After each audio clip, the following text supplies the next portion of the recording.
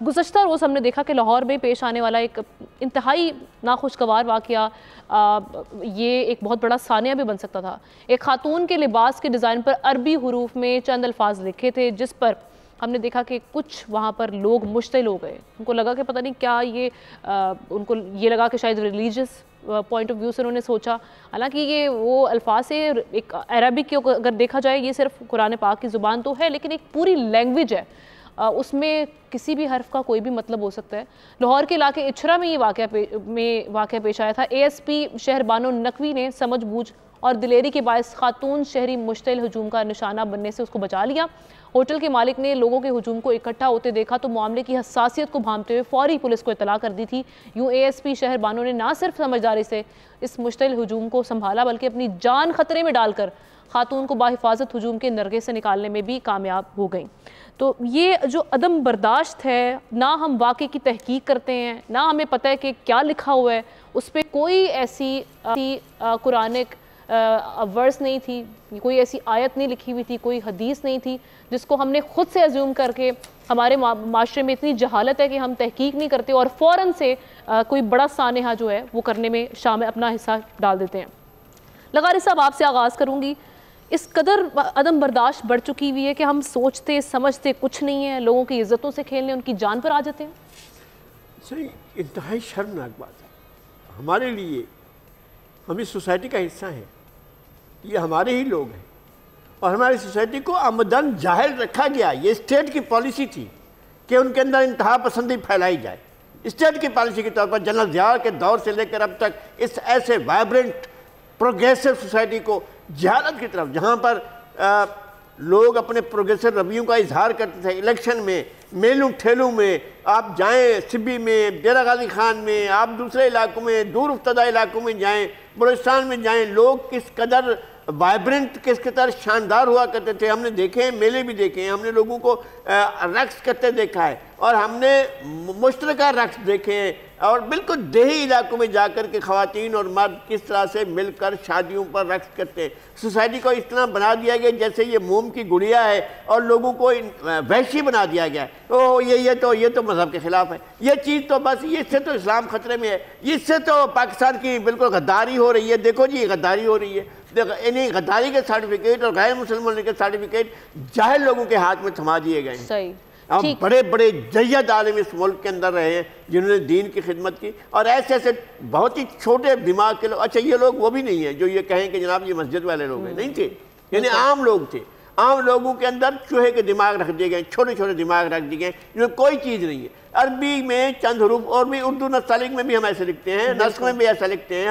हम उर्दू के जो मुख्तलिफ खतूत इस्तेमाल होते हैं, जो अल्फ़ाबेट लिखने के तरीक़ेकार रखे हुए हैं, उनमें देखा है हमने, जिस तरह से हे लिखा होता है ऐसे हे लिखा होता है। सर, ये जो लफ्ज़ लिखा गया था, ये इस पे हम लोगों ने रिसर्च की है, कोई चीज़ नहीं थी, कोई लफ्ज़ नहीं था। अरब सऊदी अरब में फैशन आया हुआ है, ये सऊदी अरब में फैशन है। ख़वातीन हुरूफ लिखकर अपने लिबास पर उनके प्रिंट करके वो दिए जाते हैं और ख़वातीन वो लिबास पहनती हैं जो लिबास उस खातून ने पहना हुआ था। मैं इस प्रोग्राम की वजह से शहर बानों को सलाम पेश करता हूँ। लगारी साहब, हमारे पास टाइम बहुत कम है, हमने शॉर्ट सबका इस पे टेक लेंगे। डॉक्टर साहब, आपका टेक क्या है इस पे? मेरा टेक ये है कि यहाँ दोनों तरफ गलती है।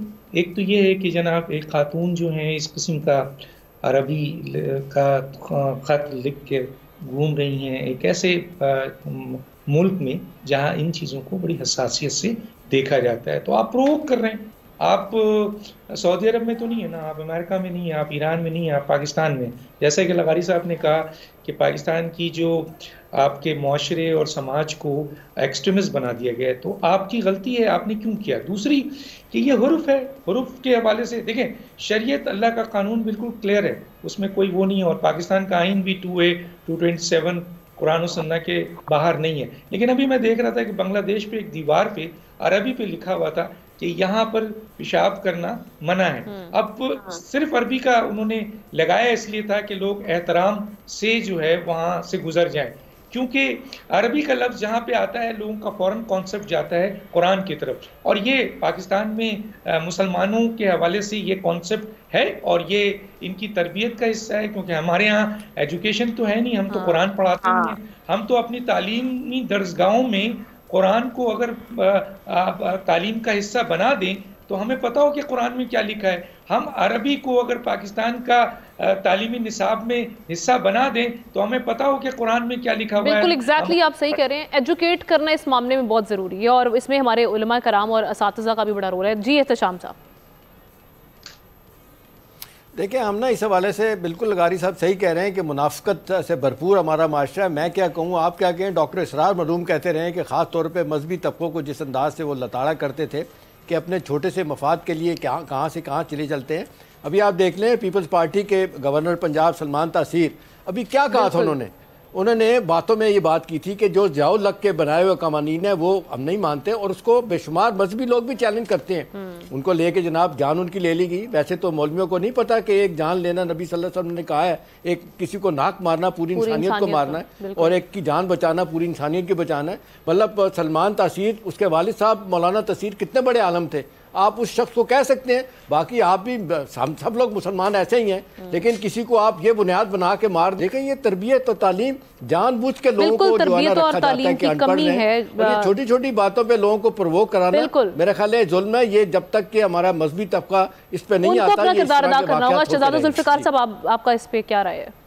دیکھیں سب سے پہلے تو آپ کو بہت آپ کا شکریہ اور واقعی آپ نے جرأت کا مظاہرہ کر کے اس کو پروگرام میں شامل کیا. اس کو ہمیں ڈسکس کرنا چاہیے. بالکل اس خاتون کی غلطی نہیں ہے کہ وہ جو ہے ان بھیڑیوں کے درمیان جو ہے وہ جا کر جو ہے وہ بیٹھے اور وہ بھیڑیے جو ہے یہ سمجھیں کہ یہ ان کو غلط رنگ دیں.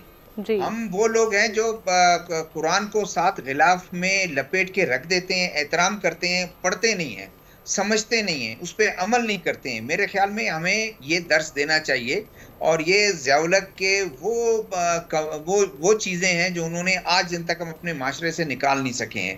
آخر مجھے بتائیں عربی میں بلی کتے کا بھی نام ہوتے ہیں نا. اگر بلی کتے کے نام کو بھی آدمی نہ سمجھے کہ یہ کیا ہے اور اس کو جو ہے اس کو لوگوں کو جو ہے وہ کرنا ہے, یہ تو بالکل ہمارے معاشرے میں اور لاہور جیسے شہر میں یہ اگر کسی کوئی انٹیریئر میں ہوتا, دور دراز ایریاز میں ہوتا جہاں تعلیم نہیں ہے تو پھر لیکن افسوس کا مقام ہے. افسوس کیا جا سکتا ہے کہ ہم اپنے معاشرے کو کس طرف لے جا رہے ہیں. بے شمار واقعات وہاں پہ میں خود فیس کر چکی ہوں لاہور جیسے شہر میں. انسانی قوانین کو استعمال کر اور اس کو نام دے دیں کہ یہ قرآن کی وہ ہے. آپ نے بالکل ٹھیک کہا, حلوے کا مطلب یہ ہے خوبصورت. اب وہ خوبصورت لکھنا, حلوہ لکھنا, تو انہوں نے کہہ دیا کہ جی یہ تو لباس جو ہے قرآنی آیات ہیں اور یہ بے حرمتی ہو رہی ہے.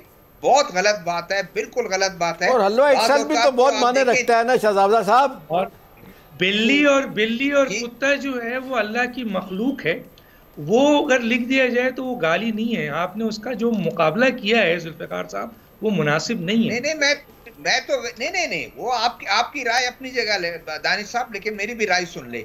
بات یہ ہے کہ ویسے بھی اس کو اگر جو ہے وہ بلی کتے کا نام کوئی لکھ دے عربی میں اور ویسے سمجھے کہ یہ جو قرآنی آیات ہے, میں یہ کہہ رہا تھا ہمیں سوچنا چاہیے, ہمیں جو ہے ان چیزوں کو سپورٹ نہیں کرنا چاہیے. بالکل یہ جو اس معاملے پر ہے, اس جہالت کے خلاف لڑنا چاہیے. سبسکرائب کریں اور بیل دبائیں تاکہ کوئی خبر رہ نہ جائے.